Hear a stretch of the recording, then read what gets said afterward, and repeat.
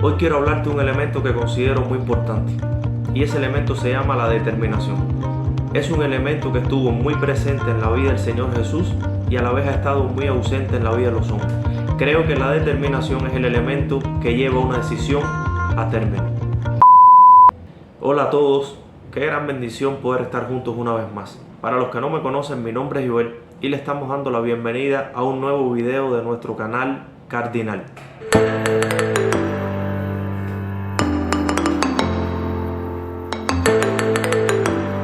Quisiera comenzar definiendo de manera muy sencilla este término determinación. Determinación significa o tiene que ver con la terminación de algo que se inició. Es decir, de manera muy sencilla, con terminar algo que se comenzó. Llegar al final de una dirección o más bien llegar al final de una decisión. Quisiera citar dos ejemplos para poder abordar este asunto. El primero está en el libro de Jueces, capítulo 5. Jueces capítulo 5 narra o describe una de las tantas batallas que tuvo el pueblo de Israel. Pero yo no te quiero hablar de esa batalla, sino que quisiera hablar de la actitud de una de las 12 tribus en medio de esa batalla. Porque cuando usted lee el capítulo 5 del libro de Jueces, se va a dar cuenta que ahí no solo se describe los sucesos de esa batalla y la victoria tan grande que el Señor trajo en esa batalla, sino que también describe la actitud de cada una de las tribus frente a esa batalla o en ese momento de batalla. Pero yo quisiera hablarte de la actitud de la tribu de Rubén, ya que la actitud de esta tribu tiene que ver mucho con este asunto que estamos hablando, que es la determinación. Más bien la indeterminación, porque eso fue lo que ellos mostraron. Te voy a leer el versículo. Está en Jueces capítulo 5, versículos, voy a empezar a mitad del 15 hasta el 16. Dice, entre las familias de Rubén hubo grandes resoluciones del corazón. Ojo con esa frase. Dice que entre las familias de Rubén, en la tribu de Rubén, hubo grandes resoluciones. Ellos fueron una tribu que tomaron decisiones, así como nos pasa muchas veces a nosotros, que decimos vamos a tomar este camino y vamos a tomar esta decisión. Y le voy a poner ejemplos concretos. Vamos a seguir al Señor, vamos a comenzar a leer la Biblia, vamos a comenzar a congregarnos. Señor, ayúdanos a comenzar a tener una vida de comunión contigo, a cultivar una vida de oración. Ayúdame a ser constante en esto. Así, o decisiones con la familia, como usted dice, yo quiero comenzar a cultivar una comunicación con mi esposa, quiero dedicarle tiempo a mis hijos, yo quiero comenzar a escucharlo, quiero sacarle un poco el pie a la tele, a la serie, a las novelas. Así, cosas así que nos pasan a todo el mundo. Dice que entre las familias Rubén tomaron decisiones así. Grandes resoluciones del corazón, dice. Pero dice el versículo 16, ¿por qué te quedaste entre los rediles para oír los balidos de los rebaños? Y vuelve a enfatizar, entre las familias de Rubén hubo grandes propósitos del corazón. Ubíquese en el contexto, estábamos en una guerra. Cada una de las tribus estaba decidiendo si peleaba, si no peleaba, si se echaba atrás o si defendía su tierra, su gente, sus derechos.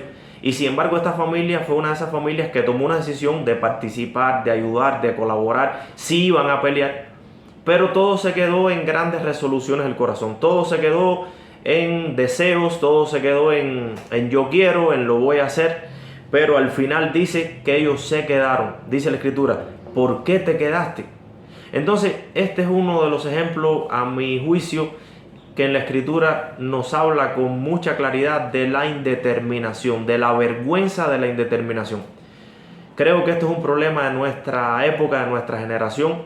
Más aún creo que es un problema del Adán, del viejo hombre, del hombre que no ha sido renovado en Cristo y que necesita este elemento espiritual. Esto no es algo que te lo enseñan en la escuela, no es algo que te puedan sembrar dentro. Esto viene de arriba. Y te lo voy a mostrar porque es algo que estuvo muy presente en la vida del Señor Jesucristo y muy ausente en la vida de todo el linaje humano, de toda la humanidad. Nosotros tristemente comenzamos muchas cosas, hablo como hombres, como humanidad, pero no siempre terminamos lo que empezamos. Y de ahí nuestro fracaso, de ahí nuestras pérdidas, de ahí nuestras tristezas. Ahora, te quiero llevar al libro de Juan capítulo 19 para citarte el ejemplo positivo, el mejor de los ejemplos que al menos a mi consideración encuentro en la Escritura. Y es el ejemplo del hombre más constante, más determinado que recorrió esta tierra. Y ese fue el Señor Jesucristo. Dice la Escritura en Juan 19, versículo 30, de esta manera. Cuando Jesús hubo tomado el vinagre, dijo: consumado es. Y habiendo inclinado la cabeza, entregó el Espíritu. La palabra consumado viene de una palabra griega que se llama tetelestai. Y tetelestai es una palabra que significa que algo ha sido terminado, que algo ha sido acabado, que se llegó al fin de algo que tuvo un inicio. Y en las propias palabras bíblicas, que se consumó algo, es decir, no quedó inconcluso. Entonces en este momento el Señor Jesucristo está diciendo, minutos antes de morir, está diciéndole al Padre: consumado es. El Señor le estaba diciendo: Padre, he terminado la obra que tú me diste. Llevé a término esta obra, llegué al final, no la dejé a media. Esta obra no fue algo que inicié y se quedó a media. Hay un detalle muy glorioso que quiero que tengas en cuenta. Esta palabra, tetelestai, es usada por el Señor Jesucristo solo 2 veces en toda su vida. Una en Juan capítulo 19, donde te leí minutos antes de morir, y la otra en Juan capítulo 17, versículo 4, donde dice así: yo te he glorificado en la tierra, he acabado, es decir, he consumado o he tetelestai la obra que me diste que hiciese. En Juan capítulo 19 tiene sentido la palabra tetelestai. ¿Por qué? Porque realmente el Señor ha acabado su obra, está a minutos de morir. Pero en Juan 17, esta es una palabra que carece de sentido ahí. ¿Por qué? Porque en Juan 17 Jesús realmente no había acabado. Aún no estaba a la mitad de la carrera, pero tampoco estaba al final. Y hay un detalle, y es que la palabra tetelestai, el uso más común de esta palabra era en boca de los siervos. Un siervo usaba esta palabra solo cuando había terminado su obra. Imagínese, cuando un esclavo terminaba de hacer lo que el amo le había dicho que hiciera, él decía: tetelestai, he acabado la obra que me diste, hice el servicio que me mandaste a hacer. Pero no tenía sentido que un esclavo a mitad de su trabajo dijera tetelestai. Entonces, con esto en mente, podemos entender que tetelestai o consumado es, o he terminado la obra, tiene mucho sentido, tiene todo el sentido en Juan capítulo 19, ahí en la cruz. Pero en este momento que Jesús está orando por los discípulos, Él dice: he acabado la obra. Ahora, ¿realmente Él había acabado la obra? No, no había acabado la obra. Aún quedaba un recorrido por delante. Mi pregunta es: ¿por qué Jesús en este momento puede decir tetelestai? ¿Por qué Jesús se atreve en este momento a decir: he acabado la obra que me diste hacer? ¿Sabes por qué? Hay una sola respuesta, o al menos yo encuentro una sola, y es que Él estaba determinado a llegar hasta el final de la labor que el Padre le había encomendado. Jesús fue el hombre más determinado que recorrió esta tierra. Es el mejor ejemplo de lo que es la determinación en la vida práctica. Jesús pudo decir en ese momento: he acabado, porque Él sabía que no iba a renunciar por nada. Él jamás iba a dejar la obra que el Padre le había encomendado. Aunque la voluntad de Dios iba a ser tomar y beber aquella copa amarga, aunque la voluntad de Dios fuera cruda, fuera dura, fuera sangrienta, Jesús no solo había tomado una decisión en el trono cuando decidió abandonar su trono y venir a esta tierra, sino que en todo momento de su vida estaba determinado. Y por esa razón, Él podía decir en cualquier punto del camino: he acabado, porque Él estaba decidido a llegar hasta el final. ¿Hasta qué punto estaba decidido? Voy a usar 2 ejemplos más para que puedas ver cuál fue el grado de la determinación gloriosa que gobernó la vida de nuestro Señor.